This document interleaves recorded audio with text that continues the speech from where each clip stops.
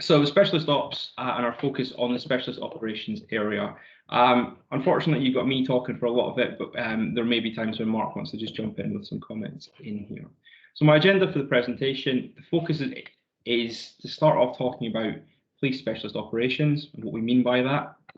Talk about how our traditional approaches might not necessarily work or be as effective when looking at specialist operations. And some of the sort of consistent themes, and when I say consistent themes, it's about the things that always come up. It doesn't matter if we're talking roads policing, dogs, territorial support teams, armed response. There tends to be some sort of factors that all specialist ops sort of suffer from, or would say these are factors at play. I've then got a couple of slides for just drilling into specific areas and sort of the approach that we've got and some of the things that have come up in the projects we've done. So that's roads, dogs, territorial support teams. When I say territorial support teams, you may know them as Scorpion teams or strike teams, or each force, as is the way in policing, each force likes to call things something slightly different with slightly different acronyms. But we'll go into the detail there. We've got armed response, and then we'll move away from that slightly, talking about specialist appliances within the fire service. So the tools that we use within our fire work to understand that. And I think there is some crossover there in terms of how we use these tools and how they might be applied in the policing world as well. And then I've got just a couple of examples of how that's been used using one of our tools on aerial appliances. Bring that together at the end with a bit of a summary, and I'm hoping there's going to be some discussion there because otherwise it's me having to do all the heavy lifting and it's getting a bit warm for that. Okay, so what do I mean by police specialist operations? Well, it's very much a catch-all term. As Claire said, in Merseyside, 16 different functions, and I don't have enough space, real estate on the slide for 16 different areas, but typically we'd be looking at things like the firearms, mounted, dog section, underwater unit, roads policing, and territorial support teams or fight teams, whatever they're going to be called. So each of these serves a function within the organisation.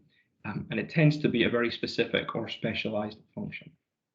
So when we look at these, why might these be different from, say, the generic work we do in response or neighborhoods, for example, or even just investigation teams? Why are these teams so special, if you want? Well, typically they don't fit nicely into our workload profiler or response profiler models, and we need to tweak our approach. So first of all, very high degree of specialism. So roads policing, they're very specialised in the driving that they do. Firearms, very much a lot more training, and with the skills that come along with that, a lot more training and skills in there. Similar situation for dogs.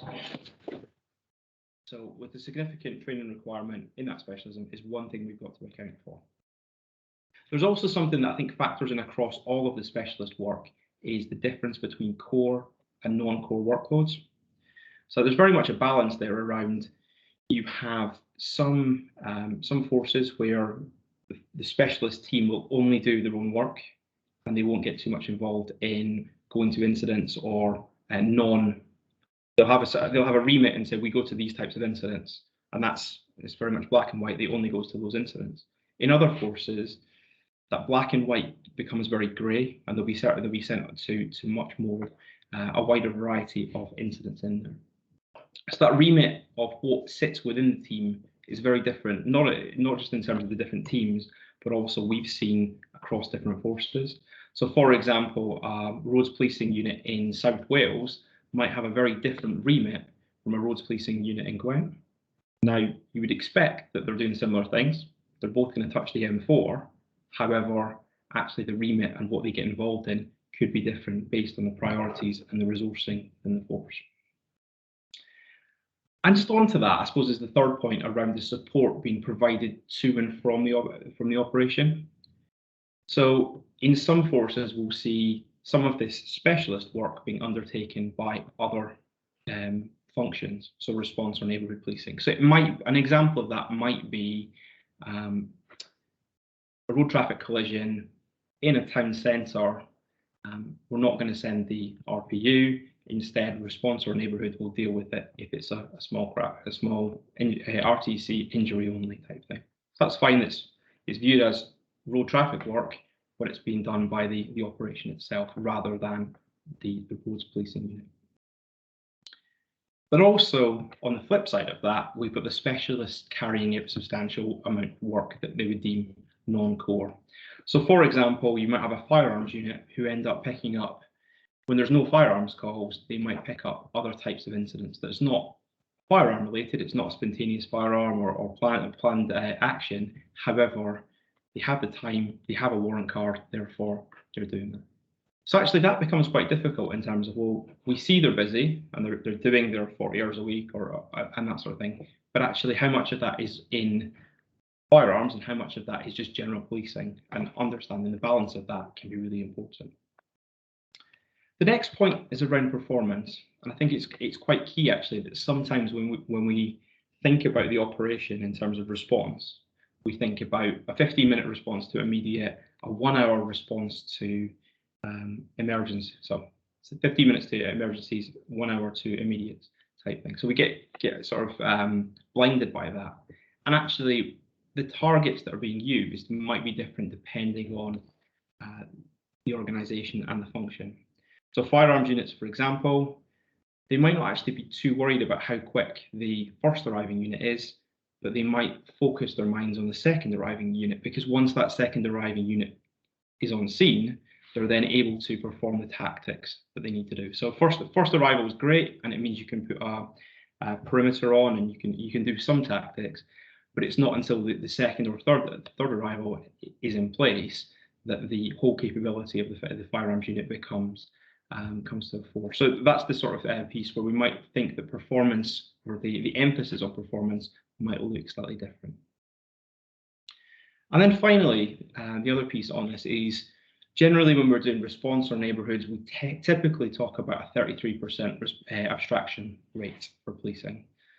Different forces will see different, there's a bit of fluctuation depending on sickness levels and events and other tasks that are in there in terms of the other things that are going on in training and things. But abstraction, generally about 33% for response and neighbourhood. For pretty much all of the specialist teams that we've done work for, I would expect to see that figure much higher, and in some cases above 40% of time, depending on the types of abstractions they're getting involved in. So whether that's events, additional training, there's a lot of, probably a big list that we would go through, but we need to be aware that it's not just a standard abstraction we're applying here. We need to take into account more factors. Any questions so far?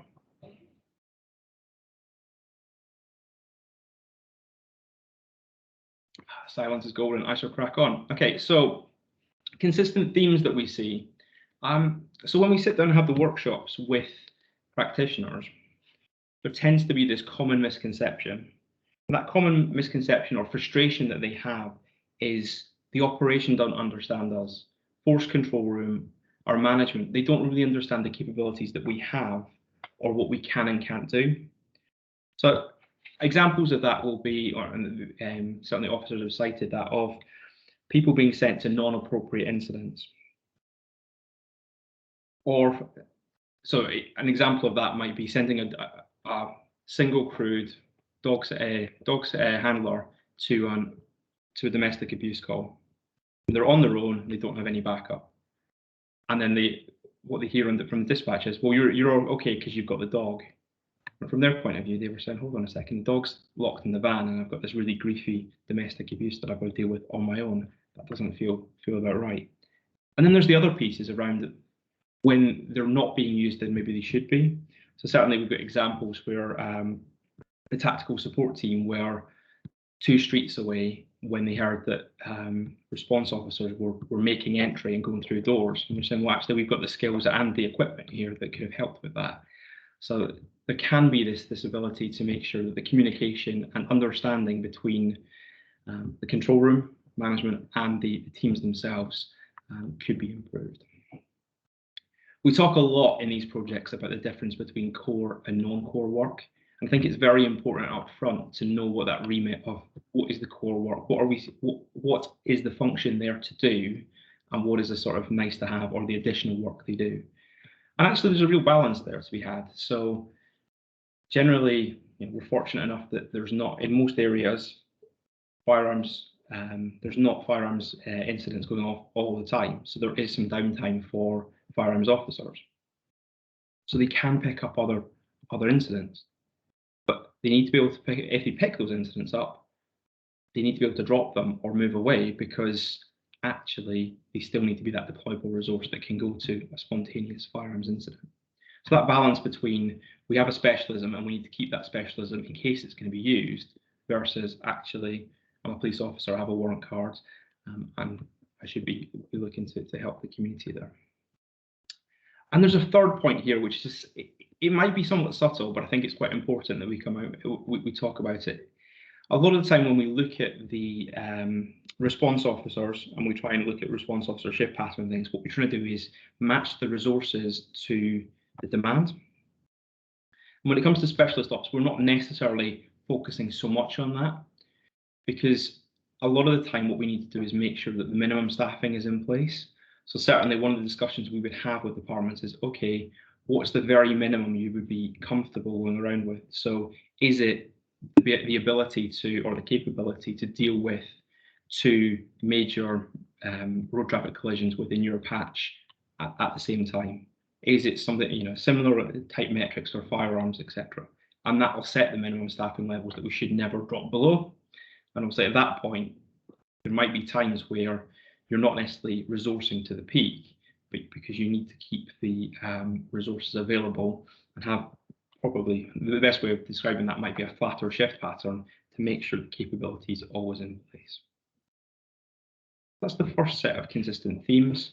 The second one, tensions around sweating the assets versus having the right capability at the right times. So that question there of, you know, what are my roads policing units giving me? What are my firearms units giving me? Well, that's great, but actually, from their point of view, a lot of times they feel they're justifying their existence. That's the practitioners at workshops are saying, look, we're doing all this admin, we're having to play back the work that we're doing, and actually it's stopping us just getting on with the work that's there. Abstraction doesn't tend just to be higher, but it also, the way in which abstractions come together can be really difficult to manage. So recent project on firearms, a firearms training course is 4 consecutive days of training. So if you think in that case they were doing a 224 rota, actually trying to put that into the rota or understand when you've had those abstractions, how you get people back on the rota, and the sort of roster churn that was occurring there can have quite an effect, not just on the operation itself, but we're also talking about the lives of the officers in terms of, you know, do they know what they're going to be doing next week, and the implications to that. It's all very quiet. Any questions?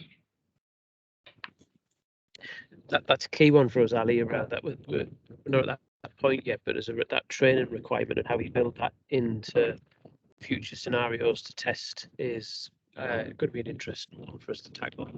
Yeah, certainly we've done work in the past where we might look at having changing the team structures and things that may allow you to have a training week in the roster or that sort of thing, that you can sort of build that in. But yeah, it's, in terms of the abstraction for training, we get to firearms in a little bit, but one of the bits on that is around, not only do you have your regular training that you would do as an officer, you've then got your qual shoots.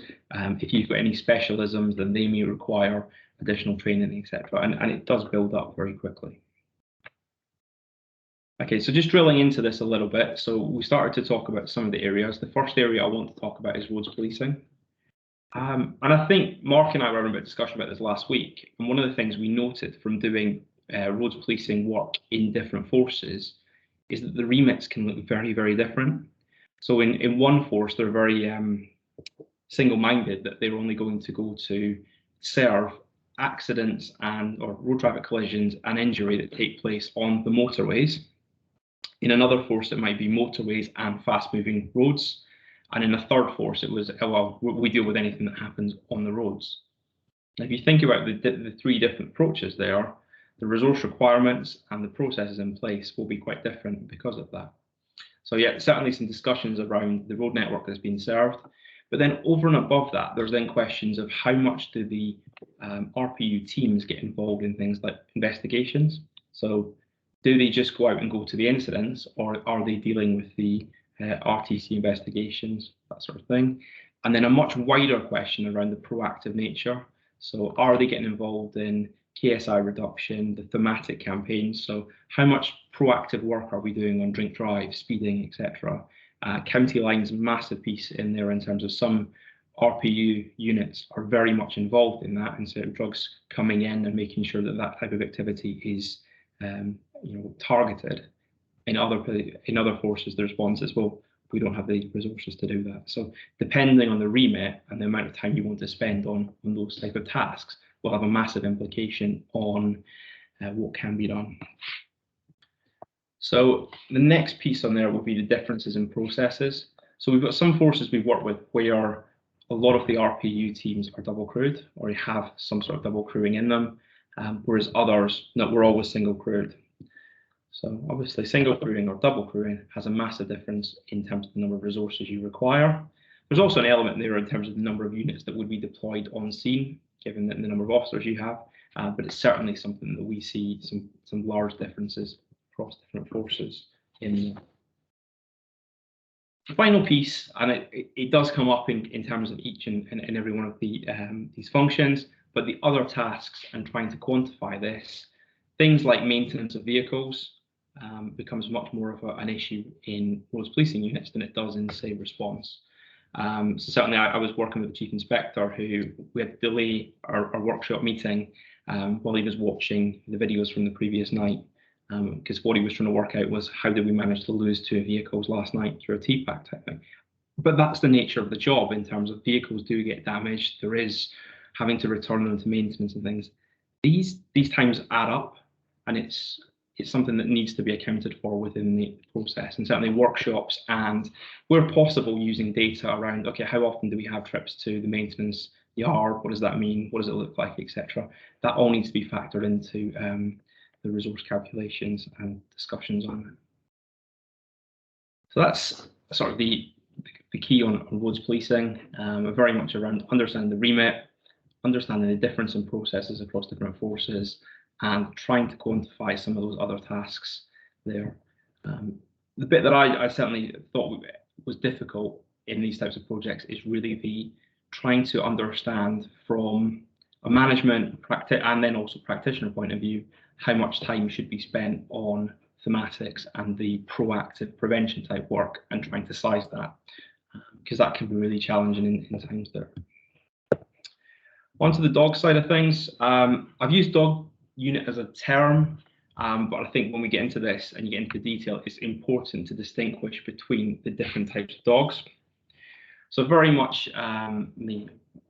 a lot of people would say, okay, we're talking about police dogs, we're talking about Alsatians, and yes, a lot of times you are looking at the general purpose dogs, but also we need to be aware of the explosive dogs and other sniffer dogs that are in there.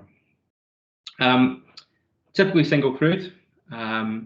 Did a workshop in South Wales a year or so ago where I was told there's a reason why we're single crewed, we don't like other people, and I was like, well, that's very self-aware of the dog handlers there, but certainly it's I think his words were it's a certain type of breed of person that wants to be a dog handler. But yeah, they tend to be single crewed, but that actually means that there can be challenges in terms of what they're getting sent to on there. So certainly that block of flats, no backup, but you've got the dog. Well, the dog's not coming out the van in that case. Certainly the feedback we tend to get when speaking to practitioners and dog handlers, appropriateness of the call. So are you sending me to a city centre 45 minutes after the last sighting, busy area, and I'm not going to be able to pick up a scent anyway. And then in a couple of areas we've done this, the amount of travelling and the number of turnbacks, so being sent to a call, getting halfway there and saying actually you're no longer required. Massive bugbear for the dog section. And if you think about it in terms of that, you are always going to have a limited number of dogs available on shift at any time. So actually some of the geography that they're covering can be quite substantial. More so than probably any other area, training and events are a huge abstraction on dog handlers. Events in some cases could be 20-25% abstraction in there, depending on the type of events and what's required. So it's worth understanding the event that are required and what would that mean in terms of the resources and the impact to the operation. Moving on now to the territorial support team. Scorpion team, tactical team, strike team, call it what you will. They tend to be this tactical team that deals with public order, but fortunately enough, public order doesn't happen every day. So otherwise, they typically use to carry out warrants, dynamic entry, MISPers, that sort of thing. Because they've got such a variety of roles that they can do, there's such a variability in their core role, it can be really difficult to understand what a package of work looks like and what they're actually doing. And I think what we've seen in different forces is there tends to be this constant discussion in terms of, are we doing the most appropriate things? Are we aligned with the vision? So there can be some challenges there of just making sure that what they're doing is really adding value. Geography can be an issue, so tendency to have only one or two teams within a force, so they can't be everywhere at once. Certainly some of the examples I've seen are they almost rotate around the local policing areas. So we'll go into one area in the east this day, and then tomorrow we're going somewhere else, etc. So that patchiness of geographical coverage. And because of that, they may go out 7 o'clock in the morning, they go out and do what they were going to do in the morning and spend 4 or 5 hours on that. They've then got the rest of their shift. The tendency we would see there is for them to then gravitate towards their base. So you might find out that the area near the base does rather well out of this, whereas other areas doesn't get quite so much support. Really good story actually from the territorial support team. One of the workshops I did about the suitability. So they turn up in a van. There's 8 of them in full body armor getting out the van. Can be quite an intimidating presence. There was a complaint made when a 12-year-old ended up crying because their mother wasn't happy that, yes, they had been messing around and it was ASB around a bus stop, but did it really require 8 officers turning up there? So we do sometimes get those questions about the suitability and what they're being sent to. Finally, armed response units. So unfortunately, we're seeing both in the analysis and in the practitioners, we are seeing increasing numbers of firearm incidents. And actually, a lot of discussions that we had around firearms was around Taser. And people say the view was, oh, it's going to get better because Taser can deal with a lot of things. When you speak to the armed response teams, they're saying actually they're really worried about Taser because it's only used in specific tactics, trainings, etc. So they are worried that the officers using it may not have the support that they require in there. Training and events sizable, so they end up spending a lot of time training, whether it's the quarterly shoots that they need to do to remain active, to keep the ticket, whether it's the events that they are helping to police, can have a massive impact on the number of resources available. Anecdotally, from a few forces, being able to recruit into armed response positions is becoming more and more challenging. And I think we've certainly seen that in a couple of forces where getting people to step up to these positions can be difficult, and then actually ending up with issues in recruitment and retention. There's also a question around when it comes to shift patterns, whether or not you want your armed response units on 12-hour shifts. If you have them on 12-hour shifts, then the fatigue index type discussion becomes important. How do we make sure that people are well rested? If they're not on 12-hour shifts, the tendency is then for some overlap.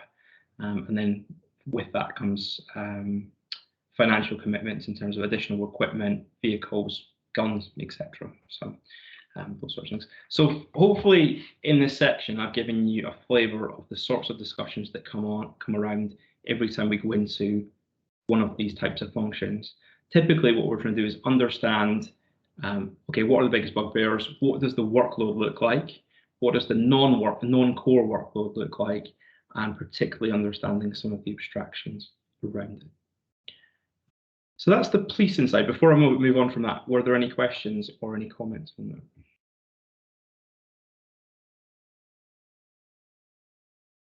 Just one from me. In terms of the proactivity side of things, what is the general consensus route to take? Do you look to get as much information as you can from the data and maybe do some activity analysis around, because we've only just started workshops with our road policing, and I think some of that I'm going to be able to get data from, but I'm only in the early stages of that. But there's other things such as, for example, when they don't have a job to report to, but they are out and about, is almost they're doing proactive work there, but it'll always be some almost whatever they've had off the sergeant that day. So I think some things like that will be more difficult to capture. So yeah, certainly some of the discussions we might have is in the workshops around things like, okay, so take me back to your last set of shifts. How much time were you spent doing almost sort of, general patrol? What's proportion of time were you targeting county lines? Was there anything that you were doing? And sort of just getting a flavour from that. And then really from that picture building up, say, well, okay, does that feel about normal? Is that what it typically looks like? And generally there tends to be, it's not a consistency, but the difficulty in the role you'd have there is to try to understand from a management point of view, how much time do they think they should be spending on the proactive tasks versus how much time the officers themselves feel that they're getting to do that, and sort of marrying the two. If data is available, we love data, but it's also about making sure it's in the right context as well. I think you're right, Ali. I think the key there is there's often quite a big difference between what the management would like them to be doing, particularly the context of sort of proactive work for roads policing, sort of this vision of, oh, well, when you're not busy, you can just do X, Y, Z, which therefore only happens at the time when they're not busy. So it's almost like it's very rare for a force almost to set, and you wouldn't want to go down a performance management target kind of line, but almost to say we have an expectation that the roads policing team is going to do whatever 100 road safety checks this week or whatever it might be. It's kind of something that only squeezes in at the end. So approaching it from the other end, you've sort of got to be very wary in doing any resource calculations that you leave enough, in inverted commas, spare time for that work to occur. Yeah, and I think there's bits around the timing in that as well. So Tuesday after, or just now, Wednesday afternoon is probably not a great time to be doing drink drive type tests or campaigns, because you'd expect that you would expect those numbers to be relatively low. You would think nighttime economy, that's the sort of time that you'd be wanting to target that. Obviously, how does that work overlaid against the demand for roads policing at different times of the week? Also makes sense. Okay, we'll park this.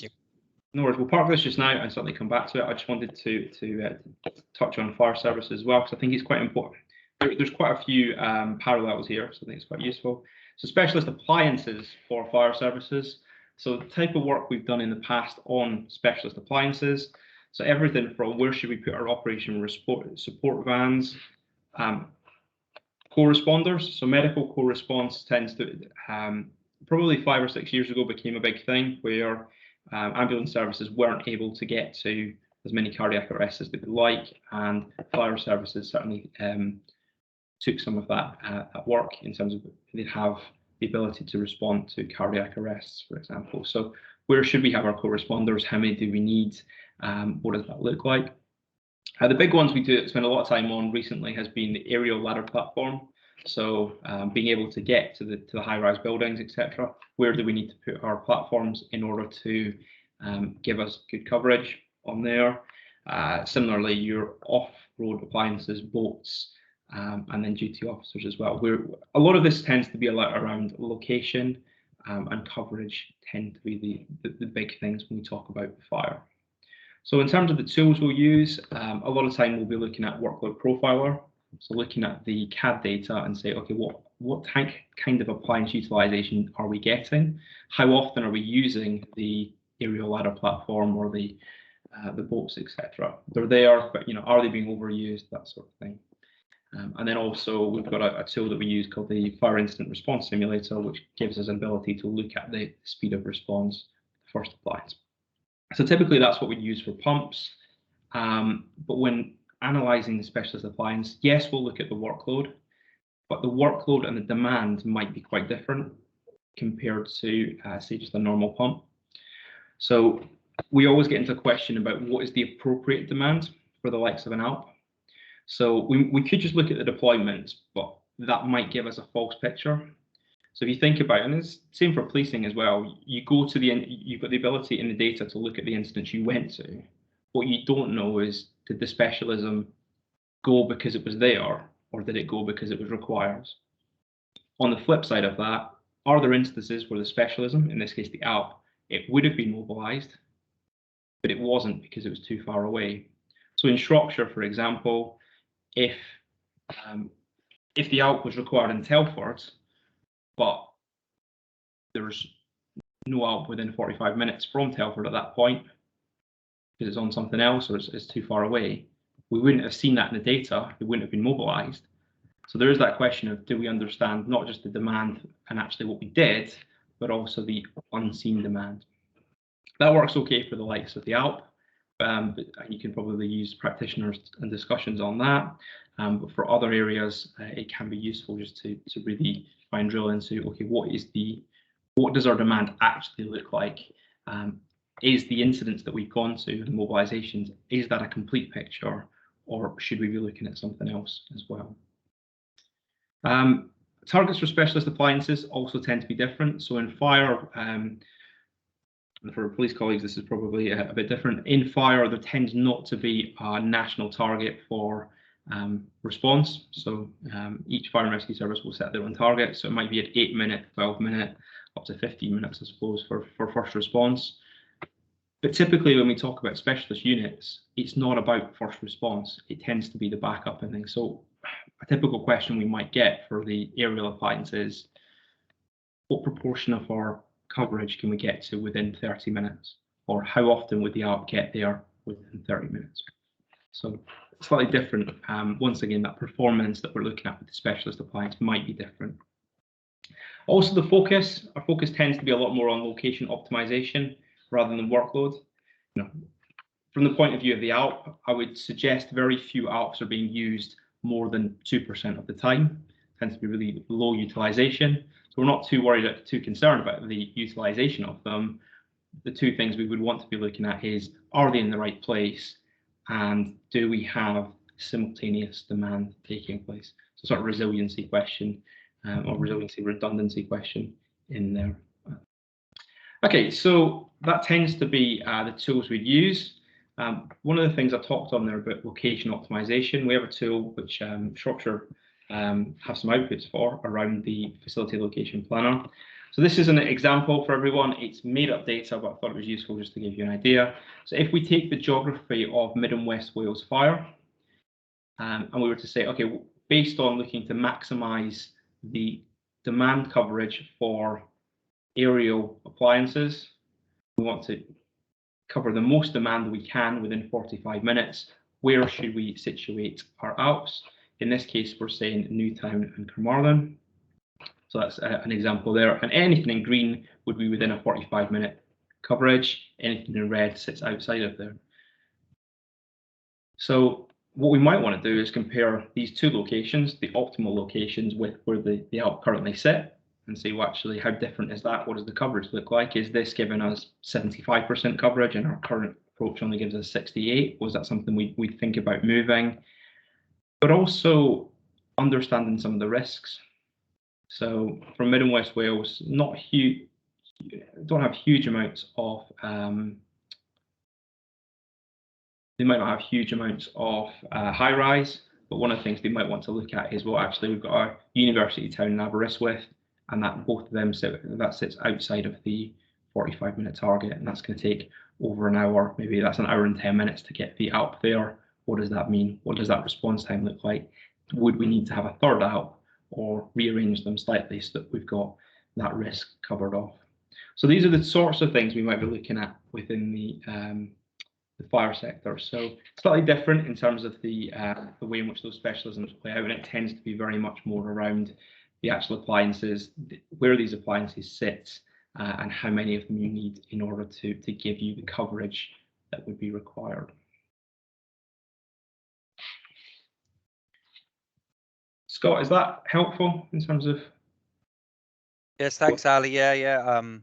Actually, that's a piece of work we're just about to embark on in regarding to aerial or working at height provision, I suppose, is the project that we're going to work on. So yeah, it's really interesting that we could probably come and potentially work together on that. The query I have is, which is, I know you've talked about demand and location in regarding to attendance within a specified period. Yep. And I think those, that's two queries we have. The other one is the capability of the vehicles as well. So we're probably going to move from 2 real specialist vehicles with a high range, I suppose, or height to work, but something with a bit more of a better accessibility and maybe a smaller range. I'm just wondering if that's something potentially that Process Evolution could support us with. Yeah, certainly. I think for that would be around what's the demand. So there's obviously a question there when you start to distinguish between the types of it. So obviously you've got your incidents are your incidents, but some of them will be, it then becomes the buildings that they're at. We could then split that out and say, okay, certain types would be suitable for appliance A, appliance B, that sort of thing, and then understand from there. And it's that next level down I think we've done in a couple of services as well, just to really get a flavour for are the Alps in the right place, but also bring in that professional judgment around, well, actually that appliance, it's not ideal for this, so therefore we might change our decision making on there. Yeah, great. Certainly, yeah. I'm more than happy to have a chat at some point. Great, thank you, Ali. Cheers. Okay, so just in terms of summarising that, tools we use. Ali, can I just jump in there? I think just on there is quite a parallel there with what you've just shown for fire with some of the policing specialist ops stuff as well in terms of the geographical locations, particularly what you were talking about earlier about specialist ops often getting sucked up into what we would call non-core work. Actually, if that also takes them away from being sensibly spread geographically, then particularly something like firearms or roads policing, the ability to attend an incident that requires that specialist skill, if you've been sucked in somewhere else and you're then a long way from where you need to be. And I guess then in the longer term, that also then leads to are there efficiencies and benefits to collaborating across borders, and how does that all fit together? So that same thing you've just gone through there for the FLP stuff for fire, I think is pertinent for policing as well. Thanks, Mark. Okay, so tools to understand, just in terms of one of the questions we had prior to this, and I think it came from Cleveland, was if you were about to embark on this type of project, what would your approach be? What was the sort of thinking? So I would start off with a viewpoint that I want to quantify the workload, account for the time of incidents, understand the core non-core split, abstraction and other tasks. But actually, a lot of that is around being able to quantify, okay, if we're a firearms unit, how much time are we spending on firearms? What does that mean? And then what are we doing outside of that? So that tends to be the starting point. After that, we may get into further analysis. So sizing the workload requirement, resource requirement for the function. Yeah, workload profiler is great for that. If it is about responding to incidents, a pared down version of response profiler or FIRS in there. And actually why I'm saying pared down is you only really want to put the demand for, so for example, firearms, I might only be looking at the demand for spontaneous firearms incidents. Note the difference between spontaneous and the pre-planned stuff. And actually those numbers could be quite small, but we want to understand how that would be split out. So we can use response profiler to understand what proportion of incidents would we get to within a time target. And second, additionally to that, not only what we would get to within a time target, first response, and then what becomes really important is that second response in order to be able to deliver those tactics. Final piece on that, I suppose, and something that we've got a tool to do is the SIDA tool, so simultaneous incident and deployment analysis. Easy for me to say, but it is a bit of a mouthful. But effectively what that does is it looks at how often we would have simultaneous demand taking place. So for example, in Merseyside, how often do we have 3 or more ongoing firearms incidents at the same time? Because overall, our workload calculation could say we need X number of people. But actually, if we've got really lumpy demand, when it's all kicking off at the same time, then actually we're going to need more resources there. So there's almost that resilience work that we would do on top of that to understand how that all works. Okay, so summary from me. Specialist function, as Claire said, in Merseyside, 16 different areas. There are certainly going to be some areas that I've probably not even mentioned. So mounted section through to collision investigation unit. Some of those would be quite easy, would maybe just suit a workload profile model in terms of, okay, what are they doing? Collision investigation, how many collisions are there? On average, how long do they take? How many complex ones, process, that sort of thing. That all makes sense in terms of workload profiler.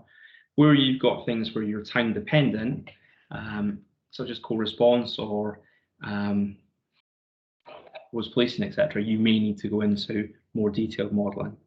I think the concepts do remain the same though. We want to know this core versus non-core and how we're delivering it. A lot of the work that Mark and I have done in this area tends to be around, okay, what's actually happening versus what's supposed to be happening or what the management feel should be done. So they've set a remit to say roads policing should do X. Okay, is that what they're actually doing? Or are they getting dragged into the operation or actually not giving the operation the support they do require? Or because they're supporting the operation, the proactive tasks just aren't taking place. So certainly there's that question of, does the current operation meet the remit, which is obviously a fair challenge. And then from that, based on performance and resource requirement, any changes that can be made there. Something I was asked about in terms of, are there any hints and tips? In this area, getting good quality data can be challenging, depends on the organisation in which it's recorded, and sometimes it is around having to do far more detailed workshops and just get practitioner professional judgment on there. I would suggest that if you are doing workshops with specialist teams, I would factor in an extra 50% preparation time. I think that some people may see that's odd, but I think it's important in order to run effective workshops there that the practitioners feel that you understand not just their area but the terminology. Because if you don't, that'll turn them off really quickly in terms of, and I can see discussions being shut down really quickly because you don't understand what we do. That's not to say you shouldn't ask questions and make sure that you really understand the area, but having that background can be really useful. And also then there's that question about having not just one, but probably multiple sessions with a chief inspector or equivalent rank there to understand, what we got from the workshops. Is that how it's supposed to be? Do these make sense? Do they marry up?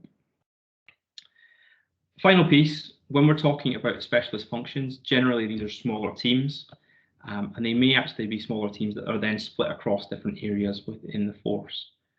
Processes, not always documented, and you can find some greater variation between the teams. So West might be best, but they might have a different approach to Eastern. So the problem you've then got there is trying to get a force-wide view. You may have to do a little bit more work or repetition there just to understand how it all fits within the different areas. Our experience, sizable differences in the configuration and structure across different forces. Need to spend considerable time understanding and engaging with practitioners. Everybody says they're special because they've got specialist in their title, but there is that view of making sure that the management dispatch and that understanding that I spoke about earlier.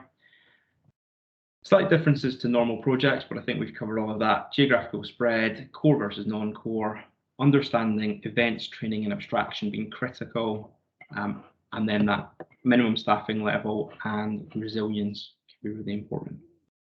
On the fire side of things, understanding what the real demand is, so not just what the incidents and the mobilizations look like, and then the piece on that can be the location optimization, simultaneous demands and resilience planning. Okay, I've taken a little bit longer than I expected there, but are there any questions or any thoughts on specialist ops? Was that useful? Graham? Yeah, that was really useful for us, thanks. Just a quick question regarding the utilisation after we've completed a project. Is there any golden utilisation figure that you would suggest we should be modelling to? Because I know obviously when we build the baselines, that could be range across anything up to 100% or above 100%. But are they sort of like quite similar to response, whereby we'd look at sort of like an 85% utilisation to build in that 15% sort of like slack for proactivity? And it's just, I don't know if any of the forces as well have aimed at a specific utilisation factor when they've been providing the results. I think it depends a little bit, obviously, on which particular specialist team you're talking about. But yes, you definitely don't want to be driving at 100% utilization. So in that same sort of maybe 85 as a ballpark for where you'd want to be the map. But actually, that remaining 15%, I would say, shouldn't include the proactive work. I think that the desire to do proactive work should be within the build-up of that utilization to get to your 80 or 85 or where we think it should be. That additional resilience on top is then about managing simultaneous incidents and variability and abstraction and timeliness of incident response. So yes, you're absolutely right. Don't run that 100%. But probably slightly different from where we've looked at response. About the gap for response is about the proactive patrolling and as part of it as well. But particularly roads policing, where a lot of that proactive work is specific tasks rather than providing a visible presence, then make sure that's included in the workload calculations before you allow that resilience.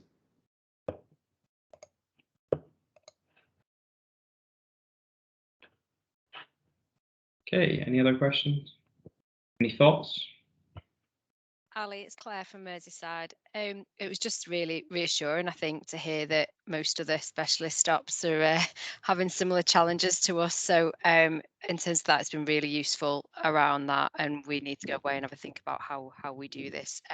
Certainly demand modelling has just been based on professional judgment predominantly in the past, so for our specialist ops units. So yeah, we're starting from scratch really with this.